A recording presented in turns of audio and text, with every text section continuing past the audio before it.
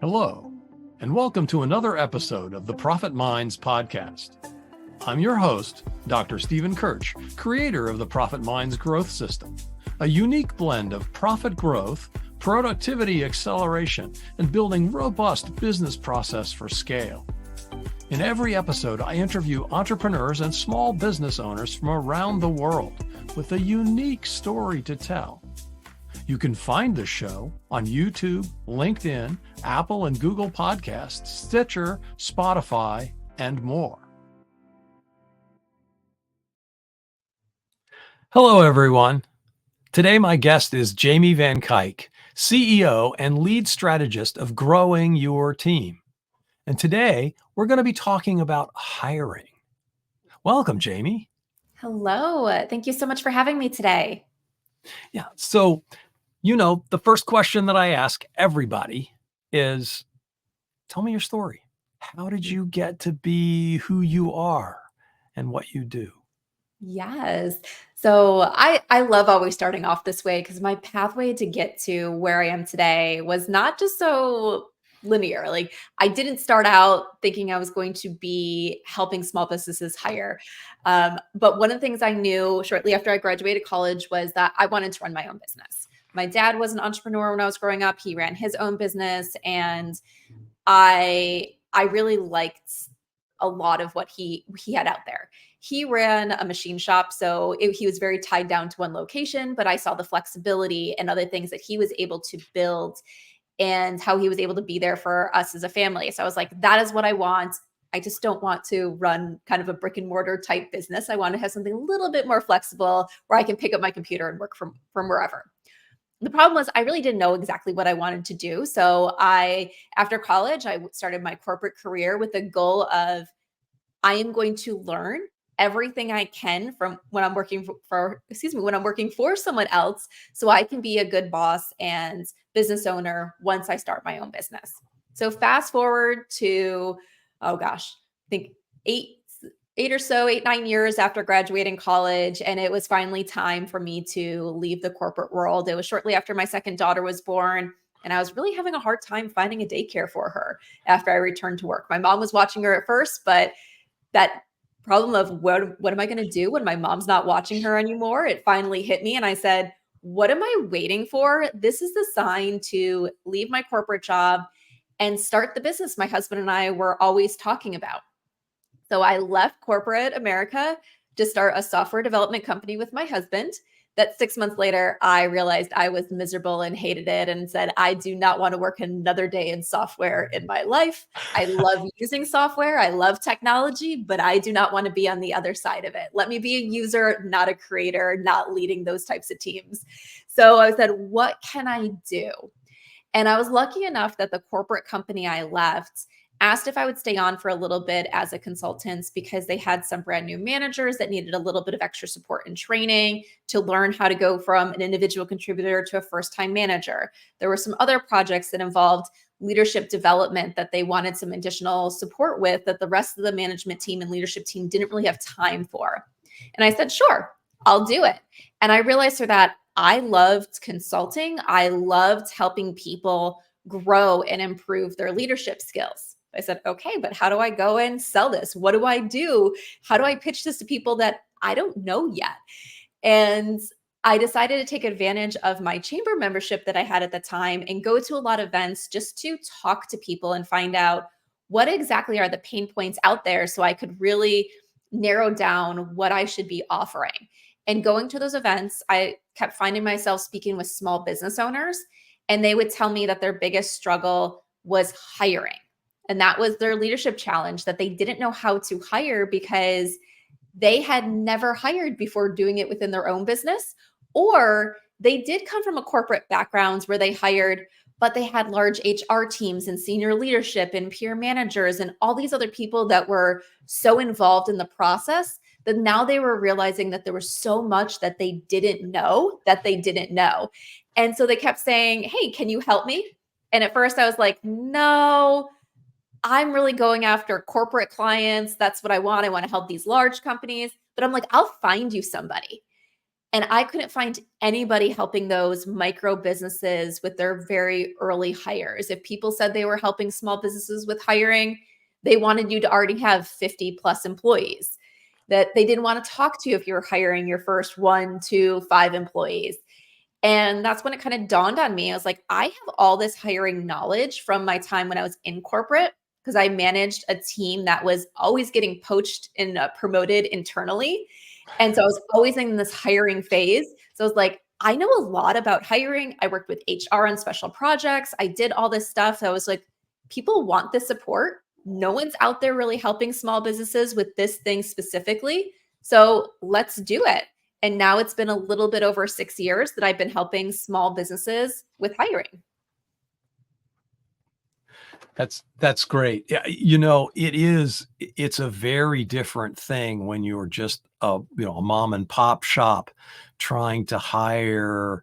Do you do it on LinkedIn? Do you do it on Indeed? Do you do it on Facebook? Do you, how do you, what, or do you just put it out in the local paper, next door? Of course, it depends on whether you're trying to do a brick and mortar thing or it can be an online where people can work from anywhere.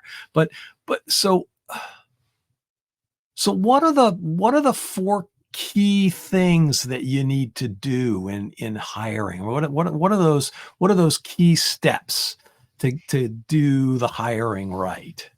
Yeah, so great question. So, the first thing that I think is always super important with a small business is to really be clear on who you are trying to hire. So, as you mentioned, it's completely different when you're hiring when you're a small business, that mom and pop shop, than if you're a Fortune 500 company. Because a lot of times you'll hear those larger corporations, they say, find that person with talent, find that person with passion, get them on the bus, and then you can find the right seat for them later because they just have so much passion for your organization. But that doesn't work for a small business because depending on the size of your business, you might be like, you don't have a bus. You have a motorcycle right now that you're just trying to add a sidecar to. Yeah, So there's sidecar. no other seat for the person to go to. So you can't just hire anybody. You really have to know who it is that you need. And this is more than just knowing what tasks someone's going to do, but it's really understanding the culture that you've built. And I know there are a lot of people that will say, but I don't have a culture yet because it's just me. It's early on. I haven't built that culture. And it's like, Oh, no, you no. have, because your culture is your work style. Your culture is what you do for your clients and how you do it and those expectations and all those things.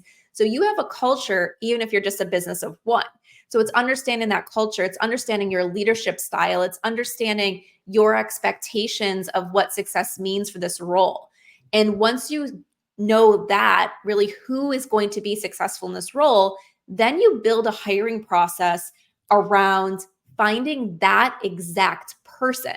Because we don't want to just market our job to everyone. We want to market our job to the exact person we want to hire. Yeah, that's interesting that you say you're marketing to the person, because I've actually worked with several of my clients who struggled to hire people. And what I helped them to do was to talk about the unique benefits of working for that company, working for that individual, working in that culture, as a way of attracting the right kind of person.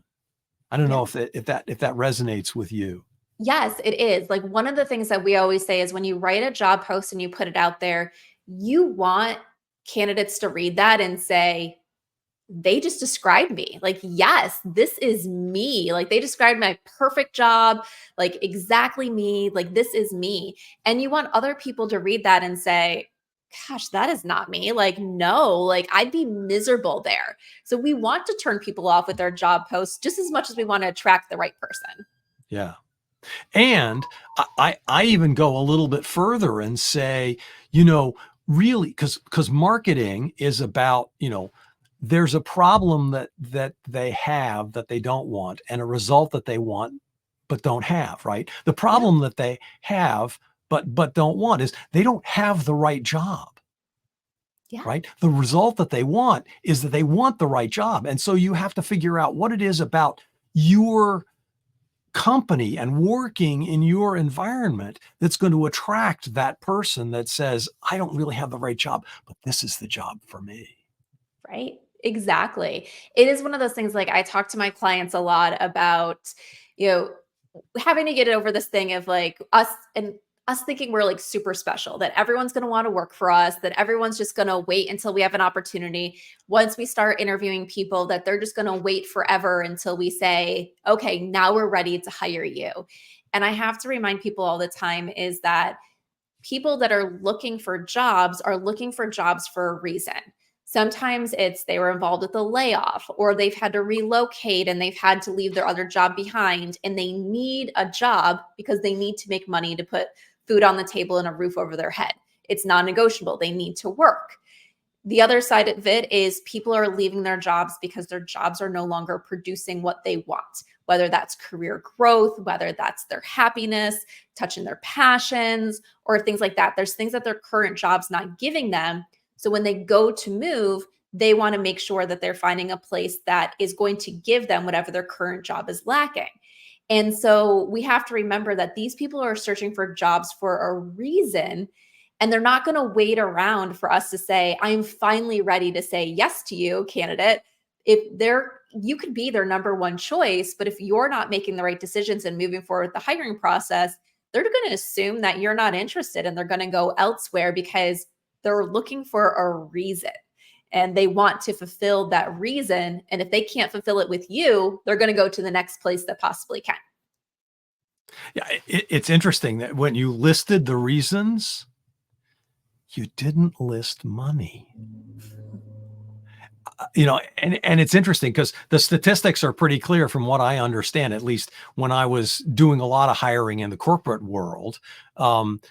People almost never leave a job because of money. Yeah.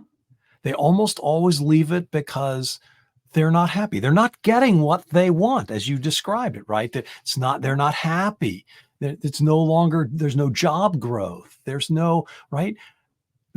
They may discover as they poke around, ooh, I could make more money someplace else. But they almost never make the decision because, oh, I need to make more money. Yeah. Yeah. And that is like 100% true. There are people that money is kind of that final decision thing, but there's other reasons why they're starting to look around. And sometimes they do have the conversations with their manager and everything about raises and opportunities to increase their pay without leaving the organization. And it's sometimes the results of those conversations that then will encourage them to look elsewhere to fill that money need. But typically what happens, it's not so much that possibly they're told no, that they can't get that raise. It's sometimes the why. And if that why makes them feel not valued, they're not leaving because of the money. They're leaving because you no longer make them feel valued as a team member. Like, I know my husband years ago went through that. He loved his organization. He would have stayed there with his managers forever. But there started to be, as he was really progressing in his skill and starting to outperform in the role that he was in, he was pretty much told, well, you just haven't been here long enough to get that raise. Or, yes, you're doing work at this level, but our HR policies mean we can only give you an X% raise. So, yes, you're doing that work, but our policies are withholding us from being able to pay you for the work that you're doing. So as soon as he was told that he wasn't going to get paid for the work that they're expecting from him, then it wasn't necessarily because he wanted a different paycheck. He's like, well, I want to go to an organization that's actually going to value the work that I'm doing and not just the title they brought me in at. Yeah. Very interesting. A couple things are coming up for me. The first question that I'll ask is, have you seen a shift in this in the past few years since pre-pandemic to post-pandemic, since you've been working in this area for a while? I mean, my sense of it is it's changed a little bit, but I'd like to hear it from somebody who's been working in it. Yeah, so 100%.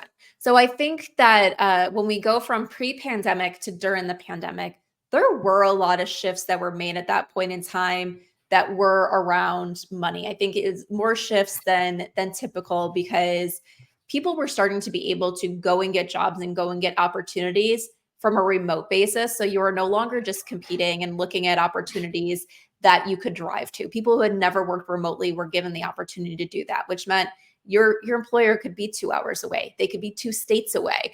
And it brought a lot of money into conversations that had never been there before because there was more opportunities on the table. So if you're looking at X position or Y position when you're job searching, you're most likely going to take the one with more that's offering you more money if everything else is equal. So money became a part of it, and people realized that they could go elsewhere and get higher paychecks. And in a time where so much felt uncertain and you never knew what tomorrow was going to bring you, you never knew if all of a sudden your company was going to have to downsize. There were some people that said, let me go get that bigger paycheck while I know it's possible. Then I would say coming out of the pandemic, there's been a little bit of a shift. Money's not necessarily the driving factor with a lot of things anymore because people just really want to, I think, focus on finding jobs that are making them happy, finding that work where they feel valued. However, money is becoming part of the equation for a lot of it because there was a lot of cities that had extreme cost of living increases. I even know where I live in St. Petersburg, Florida, like basic rent went up significantly. So our insurance, so even if you own a home and you're like, my mortgage isn't going up, some people's insurance for their homes almost doubled. And so when you look at that, you're saying, I can't live on the same paycheck because the cost of living has gone up. And it's not that I changed how I live, it's just I live exactly like I was before, but now I can't afford it. So I feel poorer, or maybe I'm not able to pay all my bills and I'm trying to see what to cut back. So now sometimes money is part of the equation because people are trying to keep the same standard of living. They're not necessarily trying to go up in their standard of living, but they're trying to keep the same standard of living. Yeah. The thing that I've heard is that people are more focused, as you said, on what makes them happy. Mm-hmm. We realized, that, wow, I could work from home and I could give up my, hour each way commute, for example, or I could move to another state where it was a lot cheaper to live and still get the salary from the more expensive place, even though I'm not living there anymore. And that freedom that came with that, of choosing where I live independent of where I work, and working from home. A lot of people really enjoyed that freedom. Yeah. Uh, so let's flip this around a little bit. As a small business owner, how do you figure out when's the right time to hire and who you should go after first? Great question. So, with looking to see what the right time to hire is, one of the things I always say is small business owners, we're horrible at this unless we're taking conscious effort to like really think about it because we get so stuck in the doing. I do, things get busy. You just buckle down and do more because it's what we had to do since starting our business. We started it with most businesses start with just you. Maybe you had a business partner, but you didn't go out the gate with a team. So you took on all this work and you're just used to doing. And so I encourage every business owner to take a step back at least once a quarter, if not more frequently, to look to see if you have one of these signs going on in your business that says it's time to really consider that next hire or that first hire. The first is you're saying no to your idea clients. And this could even mean in some cases that you have a wait list that's not working for you. So wait lists that work for you, it can show your demands, it can help you increase your pricing, it's a marketing tool. But then sometimes businesses get stuck with wait lists, but they're like, but I want and need that revenue now. Like this, I'm not able to take on that work now, but I wish I could take on that work now. So if your wait list is working against you or you're having to say no to your idea client, it's a sign that you could use more help in your business. The second one is your customer service is starting to lack and it's turning clients away. So whether they're not repeating their business, they're ending their contracts in the middle, they're no longer giving you referrals or things like that, your customer service is starting to change and your clients are feeling the impact of that. So things that used to take you 24 hours to respond to are now taking you 3 days to respond to. You're always late with your deliverables. Your clients are always having to follow up with you to ask where things are because you keep forgetting to send things. It could also look like in your lead process that people are reaching out to you to inquire about your services and your products. But by the time you get back to them, they've moved on to someone else. Like a great example of this, I always say, is like typically when people need a plumber, unless there's a plumber they've always used and they know that person, they trust that person. If they're looking for a new plumber, they're probably not calling one person. They're calling one person. And if that person doesn't answer, they're calling the next. So that's a sign that you're not getting to people as quickly as they want to be responded to. So they're taking their business elsewhere. Then sign number 3 is you want to do something new in your business, but you can't. So you envision maybe a new revenue stream. You envision opening another location, serving a new city, doing something new in your business marketing wise, like maybe starting your own podcast or things like that. But you're like, I can't do it because all my time's needed over here. And that's going to take too much of my time that I'll have to have a dip in revenue here in order to do that. So that's a sign that you either need to hire for someone to help you with that new thing you want to do, or hire someone to help you with what you're currently doing. So that way you can dedicate your time to the new thing. And then the 4th sign is you lack skill or knowledge that is needed for your business. Early on, yes, we have to learn a lot. There's a lot of stuff that we need to know as business owners, but then there reaches a point where it's no longer worth our time to become the expert in everything. We might need to know at high level so that way we can oversee the work, but we don't need to know how to do it. And if we factor in the cost of our time, a lot of times it costs less to hire that other professional who's going to do the work quickly, who's going to do the work accurately, than it is for us to struggle through doing it ourselves. Yeah, no, those are all really good signs, really good things. I talk with my clients about that all the time, about, what can you take off your plate? And even if your first hire is a part-time assistant, right? To take some of that stuff off your plate that maybe you're not as good at as you want to be or could be. But most of the time I find that, and how do you deal with this with the clients that say, but they won't do it as well as I could? Yeah, well, the reality is no one's going to do it exactly like you ever. Like everyone's an individual, everyone has their own way of doing things, and just because they don't do it like you doesn't mean they won't do it better. And yes, we have to train people. We have to train people on our expectations. We have to train people to say, this is what I mean when I say this. And once we train people, it allows us to really let go, because yes, they're not going to do it exactly like you, but you got to be doing other things in your business if your business is going to grow. And one of the things that I always say is, like, when we're going through this, when I'm teaching a lot of clients to delegate and to let go and to be okay with it, I always say, you have to think of the why. So when you're going to train someone, you have to think of the why does it need to be done this way? And sometimes there's going to be reasons. Matches what clients hire us for. So those client expectations, depending on what you're doing, there could be rules and regulations that you have to legally follow. And when you're doing that type of work, there are reasons why it needs to be done a certain way, because that's, once again, what people are hiring you for. It's the process, it's the communication flow, it's everything that really matches that culture and that business that you built. But then there's those other things that we're going to think of, and the only why we can come up with is because I said so, because I like it that way. And that's a Because sign, that's the way I've always done it. yeah, and that's a sign that we need to let go. We might not do it the best way. And if we can only think of because I said so as the answer, let someone else help develop the process there. Let someone else see if what they're going to do and what they're going to bring to the table is better than what you brought to the table. Because we're limited by our experience and our knowledge. And when we hire, we get other experience and other knowledge that can help us improve.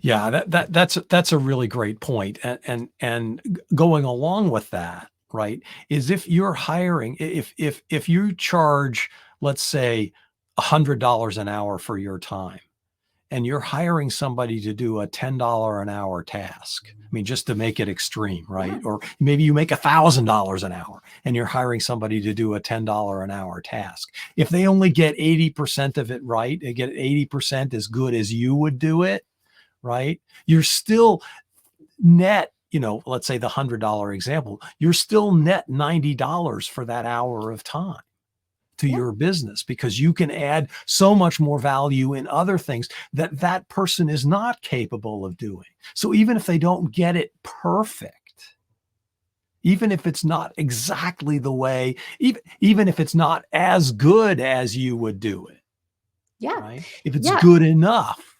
It's good enough. Or there's some things where you realize that, okay, they took enough of that off my plate that yes, I have to jump in and do this last little bit. But like you're saying, they did 90% of it. So that 10% is no big deal. So to give you an example so I have my own podcast. I have someone that edits it and does the majority of the show notes. One of the things that I always go in and do is there's the introductory paragraph that goes on those show notes.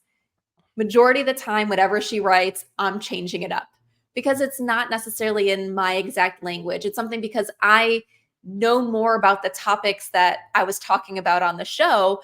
I can expand upon things more than she can. And at first I was just like, maybe I should go in and train her differently. Maybe she's not right for this.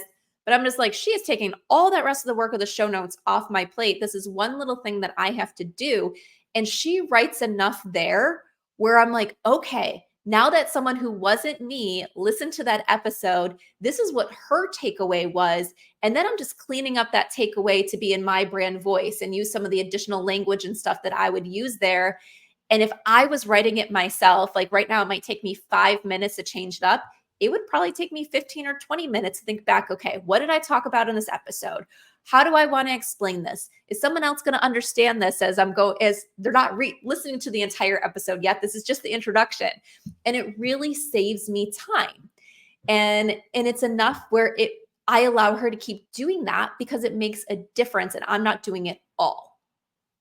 Yeah, that's such a great point, is that, that last little bit. Okay, yeah, if you have to spend a few minutes doing it or changing it up, but the vast majority is taken off your plate, and you don't even have to worry about whether or not it's done. Yeah. Yes, exactly. And one quick example, thing that I want to talk about there is there's sometimes a difference between, okay, that's the best that they can do. They took 90% of the work off my plate and I can finish that 10%, versus someone always making mistakes and errors with what you really hired them to do, where then the rework that's being done is almost equivalent to the work that should have been done in the first place. So there is a difference there. And one of the things that I always caution about is we expect people to be perfect the first time. And we say, well, they didn't get it, so they're not good enough. And I just always want to remind you is people learn at different levels. So sometimes we need to retrain, and retraining is okay. Not everyone absorbs everything the first time because it's new to them. So don't be afraid to retrain and see if they get better. Yeah, that's a great point. As long as they continue to learn and get better, then you're probably investing in the right place. Yes. So Jamie, if somebody wanted to reach out to you to find out more about what you do and how you do it, what's the best way to do that? Yeah, so the best way is to go to growingyourteam.com. And you can then have access and the different pathways to all the different ways you can connect with us. So there's a lot of information there right on the website.